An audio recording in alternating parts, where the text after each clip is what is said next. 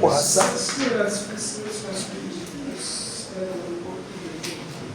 So you had the vision yes that you're going to be the president of Uganda. nafuna obubaka okuva nalokoka mu 2003 okutuusa mu mwaka gwe tulimu guno 2005 nzize Yesu Kristo bwe yandokola ambikulidde ebintu bingi ebikwata ku ggwanga lino nambikulira moto y'eggwanga naŋŋamba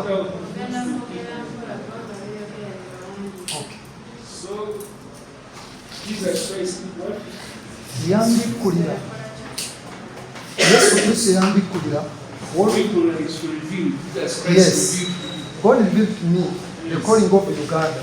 Nangama nti Uganda, the call of God of Uganda.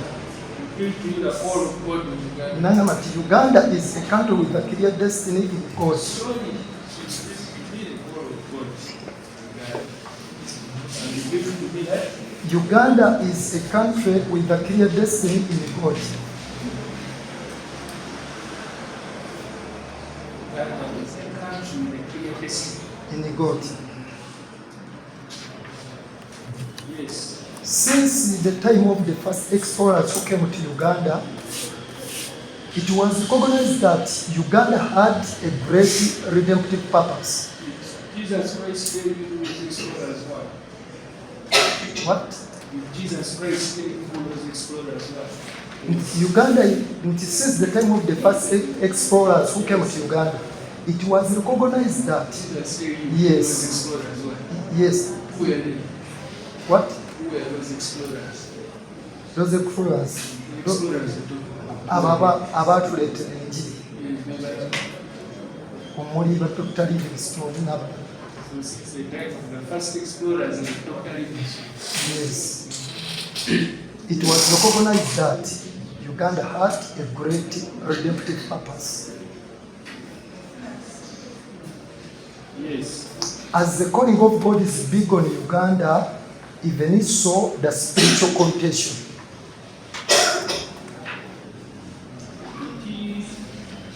Jesus also tell you about Nazareth.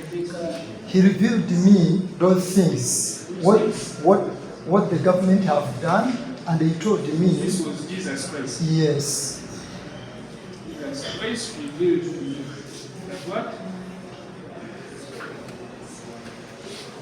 The revelation. nambikulira ebintu ebyo naŋŋamba nti ebintu bino byenkubikulidde ebyobunabbi obwo n'alaga gavumenti byekoze ebirimu okukutta abantu n'enkyukakyuka ezijja. Yes, enkyukakyuka ez'okuvaako kwa gavumenti eriko eya President Museveni n'okwa gavumenti endala Yesu Kristo gy'aleese. Yes, etaliiko kuba kalulu.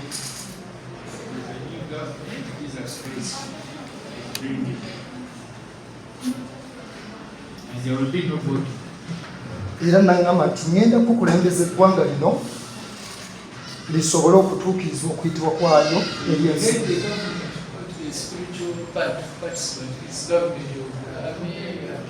What? You hate the government which the president is now. You will be the president of Uganda. Yesu yaŋŋamba bwe kimala mu mwoyo era ne mu buliwo agenda kikola yakituukirize anteekewo. You will be a leader. Yes, yes, ekitiibwa kirikyo. What do you do? What is your occupation? Ndi musumba. When was this revelation to receive it? Nfunye obubaka obwo okumala emyaka 20 nga mulina okutuusa. For 20 years ago, they told you about the people who have been poisoned. Yambikudde ebintu bingi ebirimu ebyo. This poison is specifically related. Kati buno obubaka obwo nabufuna obwo bwa poison nabufuna mu mwaka oguwedde. Which year is that? 2004. And when are you supposed to become president? Mukama Katonda yaŋŋamba nidde ekiseera nga kituusa agenda kumbuulira obudde. You specify the exact date. Nkimanyi vision azimpadde era nzikakasa naye yaŋŋamba linda ŋŋenda kukubuulira exact time kubanga nze ŋŋenda okukuteekawo mu maanyi gange nga tewali byakalulu. So God has been revealed to you exact time to be the president. Exact time kye yantegeeza nti obudde butuuse naye teyambulira lunaku lwakumeka ninze amale kumbuulira ate bye yaŋŋamba naŋŋamba nti mbirangirire. You went ahead and followed the directions of Jesus Christ. Wali? You went ahead and followed the directions of Jesus.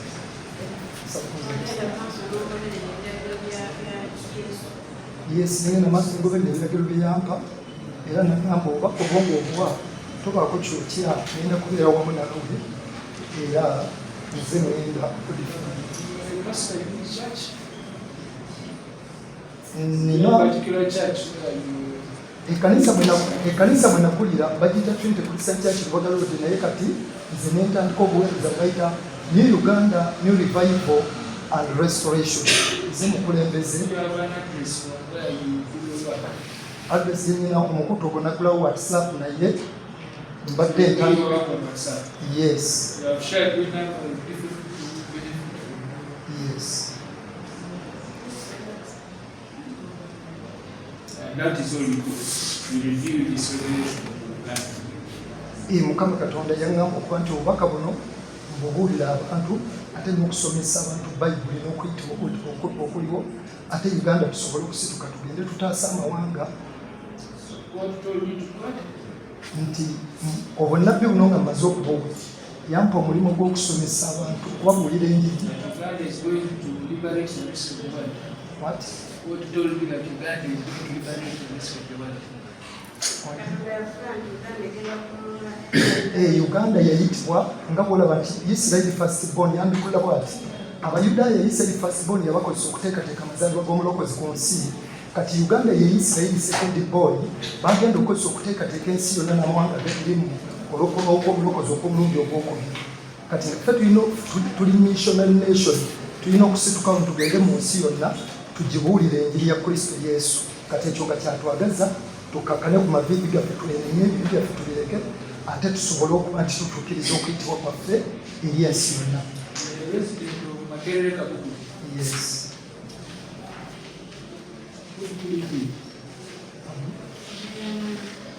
Mbeera ne mukyala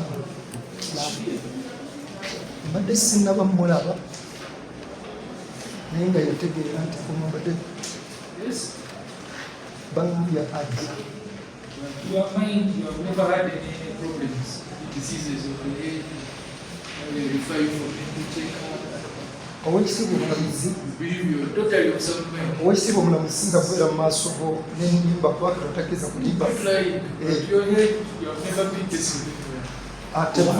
Tebankeberangako wabula ntegeera bulungi You're very certain. You era understand very well. ndi mutume era nnabbi w'eggwanga lino era omubuulizi w'enjiri ow'eggwanga lino n'eri ensi yonna wa Mukama waffe Yesu Kristo w'amazima. So, to confirm that you have sound mind, that it is the Holy Spirit who are you're going to be taken for a dental check-up. Confirm that you have sound mind, then after we shall continue about the prayer.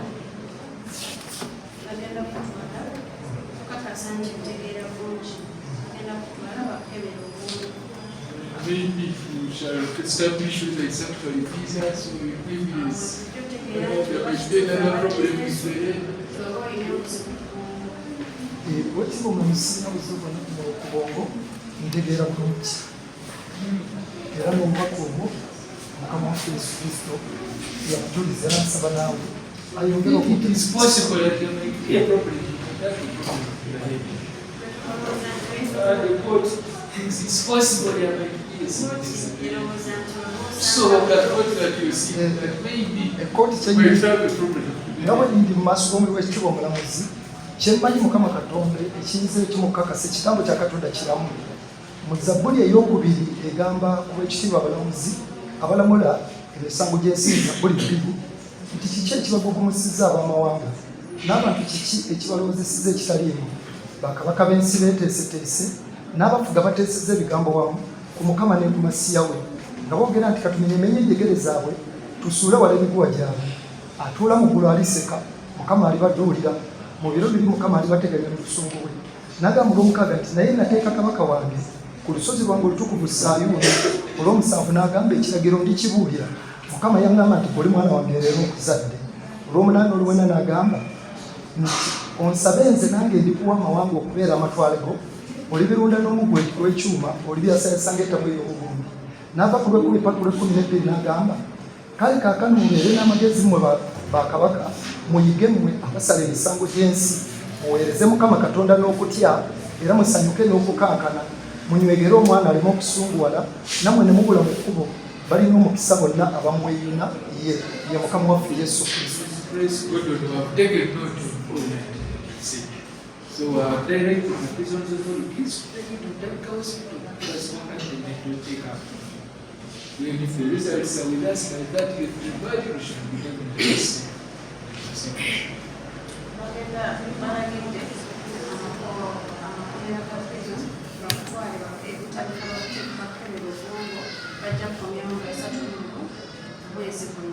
Depending on the outcome.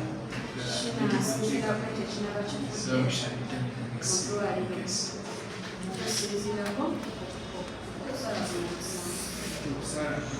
How to proceed.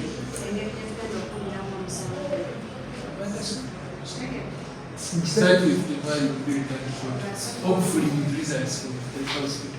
You guys say that you sound like for example. Sina bwenyinza kukikolera bweru. That is the directive for the bishop. That is the directive we should be already on the mind now.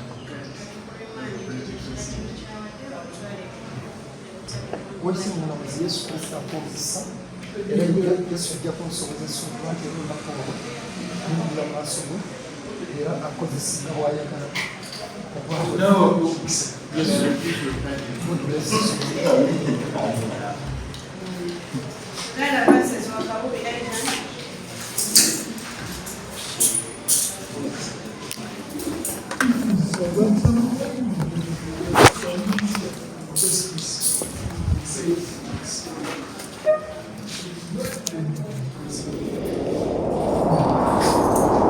Kanoonya eggulu nange nsobolera okuzuukira.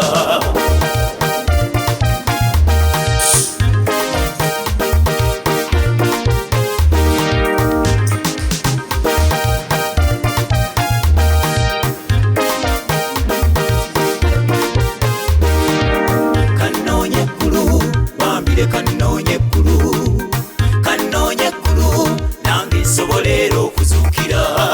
Nga nkyali mulamu leka ndinoonye ddala nneme okuzikirira ku ssaawa esembayo. Kanoonya eggulu wambire, kanoonya eggulu, kanoonya eggulu nange nsobolera okuzuukira. Nga nkyali mulamu leka ndinoonye ddala nneme okuzikirira ku ssaawa esembayo.